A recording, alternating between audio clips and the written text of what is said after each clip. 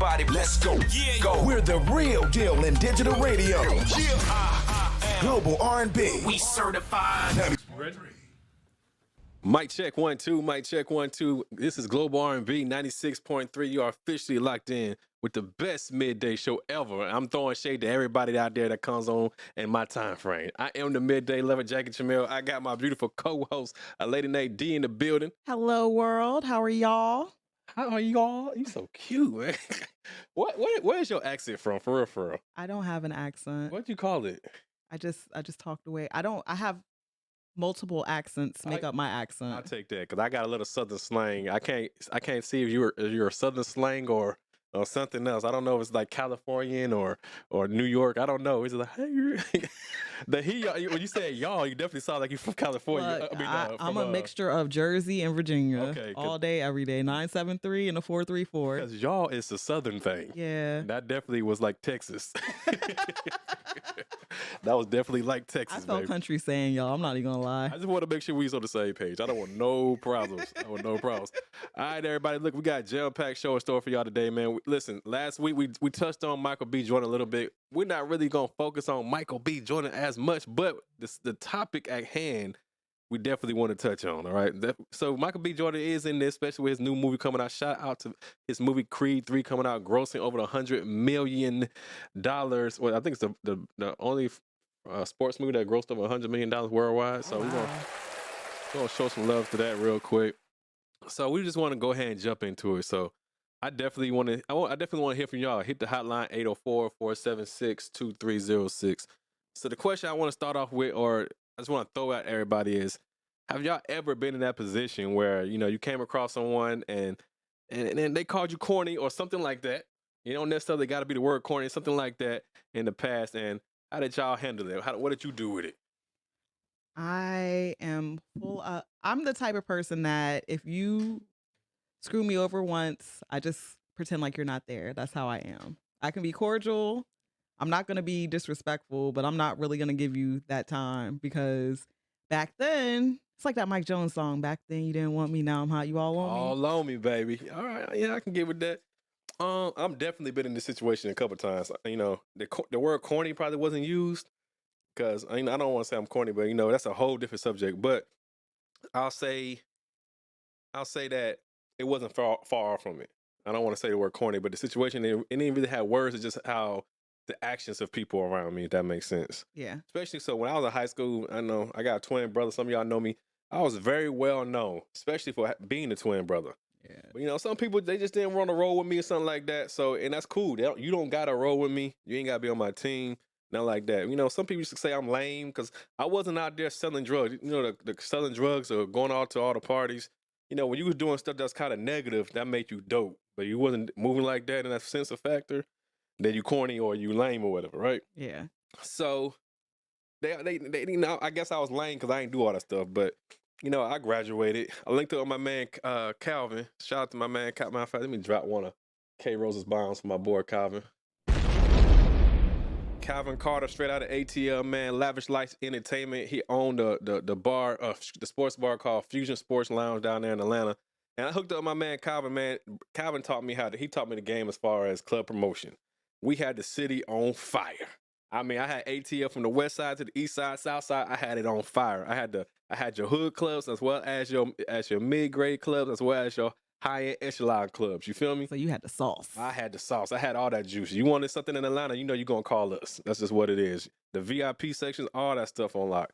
So it got to a point where they was like, hey, twin. And I'm not going to lie. I played it just like Michael B. Jordan, man. I was like, hey, man, I think I made sure that you understood when you sat with me. Mm-hmm. I still saw it through. I let you come in because at the end of the day, I want your money. But I want you to know that, hey, you had to come to me. Almost like the Bible with Joseph and his brothers.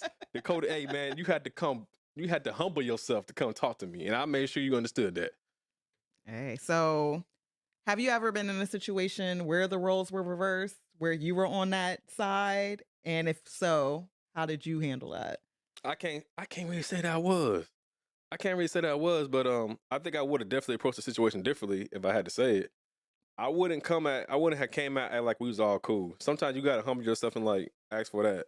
Yeah. Ask for that grace and that mercy. So I wouldn't have came out looking for that clout. I would have definitely dialed it back and been like, hey, I want to get your services, but I humble myself. I think the way she came about it, she was like, oh, said we definitely was, back in the day. Like, hey, don't try to meet me because we have a shared interest. I don't want to hear that. The shared interest was high school. Other than that, we was not cool. Ain't no need to flex about it. That's true. That's just how I saw that part. That's true. What about you? No, because I've always been a nice person, so I don't. To me, in my eyes, if you were ever corny in my eyes, you're probably still corny right now. Think so? Yeah. Well, what? Because I like traditional things of what make people corny to some people. Mm-hmm. Isn't what would make somebody corny to me. Like how you pointed out, like, you weren't out selling. That's not somebody that's straight laced like that is not corny to me, because even if you're not out there selling drugs, whatever, like swag is swag. Either you have it or you don't. All facts. So like and just no. I treat people nicely. I've never, if you're corny in my eye, to me, if you're corny, if you are closed minded and you don't look outside of any perspective other than your own. Are you with L'Oreal? Do you think she handled that good? No. Not at all? Because the very fact that she was involved in a conversation where corny came up and she didn't negate it. Like, don't come up, like you said, don't come up to me now like, hey, we knew you. Like, if you felt like he was corny then. He corny now. He corny now. Ain't gotta try to play the field, man. Hey, man, drop one of K-Roll's bomb for a lady named D. Hell yeah. And now one more thing, I want to drop one of K-Roll's bomb for all my corny people out there. I'm with you. If you corny, I'm corny with you, man. But guess what? I'm on 24 hours a day, 7 days a week, and I'm on the radio, so I guess I'm not that damn corny. We'll be back in a second. We'll be back in a second, man. Global R&B 96.3. Tell all your corny friends to tune in. We'll be back in a second. Welcome back to the Midday Lounge. I am the Midday Lover, Jackie Tramel, Global R&B 96.3, the real deal in digital radio, your number one source for R&B music. Look, there's nobody topping us right now. We are the best in R&B music. So keep it locked right here, man. Make sure y'all follow us on social media on all platforms at Global R&B 96.3. Make sure you go to our YouTube channel. Click, like, and subscribe. And no comment. Help the algorithms out, man. Damn, I don't understand. Yeah, share it. Don't forget that sharing matters too. Share to your friends. Hook us up, man. So, what? I want to play the clip from your man Joe Budden, because your man Joe Budden was going hard on Michael B. Jordan. Oh my gosh. So I gotta play his clip. Excuse the language. I'm gonna try to bleep it out as much as possible, because we don't like cussing around here like that, even though I cuss a little bit. But keep it locked. I want y'all to listen to this. Give me 2 seconds.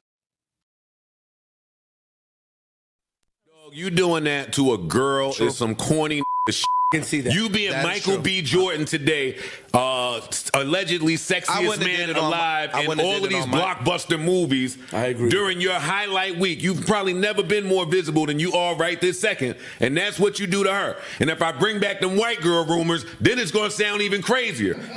Because why you talking to our sisters like that on the red carpet? We only talking to white Our bitches. sisters. But I'm not gonna make it racy. They say I make everything racy. That was corny of him to speak to that girl like that. I'm not disagreeing. I would have made Michael B. Jordan. That's why I call you corny. Off air. I would have made a joke off air like word. Hey, Creed. Hey, what's his name? Now he playing. Hey, Creed. Hey, Creed. In case you were confused, that corny ass did is why think you corny. Yeah. In case you were off a little bit as to why you keep thinking that money hides corny. Deep down inside, I think. So this right here, I was gonna play that part, but that was L'Oreal in the podcast that they said she was talking about being corny, but I ain't gonna worry about that part. So, do you agree with Joe Budden? In your opinion, do you think Michael B. Jordan was corny for how he handled that whole situation? Well, you already know, I already deciphered that being corny is not a bad thing at all. So I don't really care about the word corny, but as a person, I definitely believe that you are entitled to handle the situation or react to the situation in a healthy way possible that you deem fit. Now, the question that I'm gonna ask you is, and it's kind of rhetorical, is was the way Michael B. Jordan, is the way he handled it, was it healthy? I'm gonna say yes. And I'm gonna say like this. So, I don't know the law book. I don't follow law, but I do know that the Sixth Amendment tells me that I have the right to face my accuser. You feel me? It tells me I had the right to face my accuser. So I'm up in front of my accuser right now. She accused me of being corny, all kind of stuff. So I had the right to face my accuser, right? Mm-hmm. She admitted that little thing. She admitted this whole situation into discovery. I gotta act like people's court right now. she admitted this into discovery with clout chasing. Talking about we went back to Chad school. Chad Science High School. Shout out to it. I was like, I don't understand why you brought that in there. So he called her out on her bull doing that, and I thought he did it in a professional way. He didn't. He just said, "Oh yeah, I remember. I remember. That's what you desired. I understand. That's what you said. That's what you said. You know what I'm saying? I don't think he did nothing wrong in that fashion. If he hit the hotline, y'all let us know 804-476-2306 or comment underneath the post, but on IG or whatever. But was he wrong or did he handle it professionally?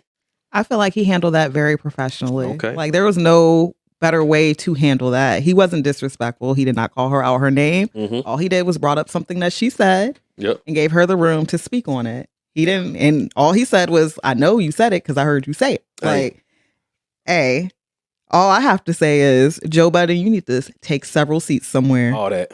Please. All that. Sir, you are the last person that should be out here in these streets calling anybody corny for how they act in public. I'm with you on that. You know, I totally agree with that. See, my thing was how she handled that, right? Even though everybody's gonna say, she didn't say it, but you was in the room. You was in the room when it happened.